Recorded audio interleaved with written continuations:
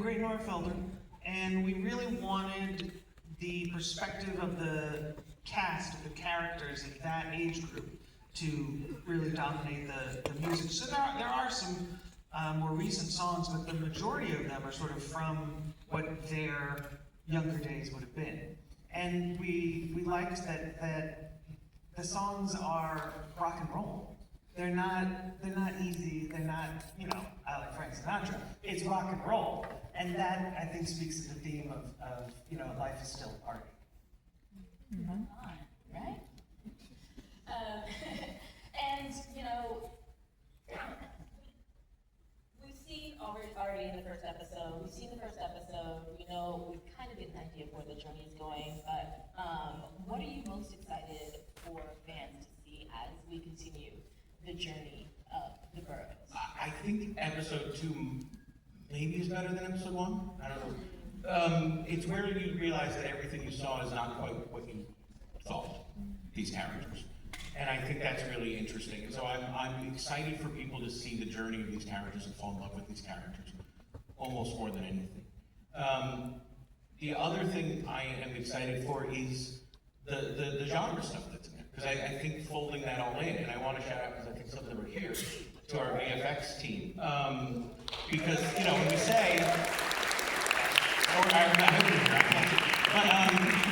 when we say we built all of this, well, yeah, we built all that.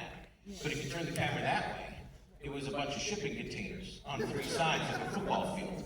You would not realize how much of that is digital set extension, and how much that creature is tricky. The creature that we built is not a TV creature, as ILM told us.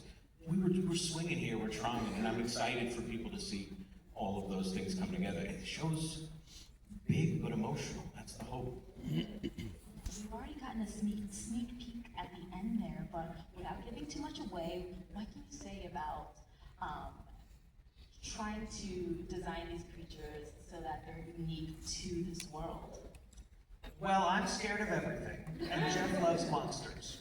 So Jeff would design the creature or talk to the creature designers and make it better and better, and then they would show something to me, and if I said I liked it, they would say, oh, well then, it's not scary enough. And I said, oh God, absolutely not. They say, in the show. So that process was horrible. Because the creature is, but thematically what Will and I talked about when he was able to see it was that the creature is death. And death is tricky. And death could be in any corner. And you don't know when it's your time. And so we wanted a creature that could sort of be in the shadows or be in a corner and you're not even sure that you're seeing it, right? It's very hard to sort of pin down. That also makes it very hard to make. Like when you make the VFX can tell us better, but when you make a creature, they create a thing called a walk cycle. This is what it walks like, right?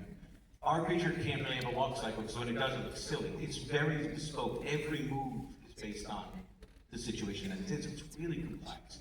But that's death, right? It can make different shapes. You never quite know what you're looking at. It could be in the corner. And a lot of this show is about people's relationship to death and how it changes through life. It's not depressing, but that was our monster. And so its skin is thin, right? Because it maybe is older itself. It sees and hunts in the dark, the way it hangs down. Maybe the house is built for these things to hang, I don't know. And so all these things sort of start to come together to create something that hopefully feels very specific. And like we really thought about how this creature moves and lives and eats, and I'll stop talking about monsters now. Never stop.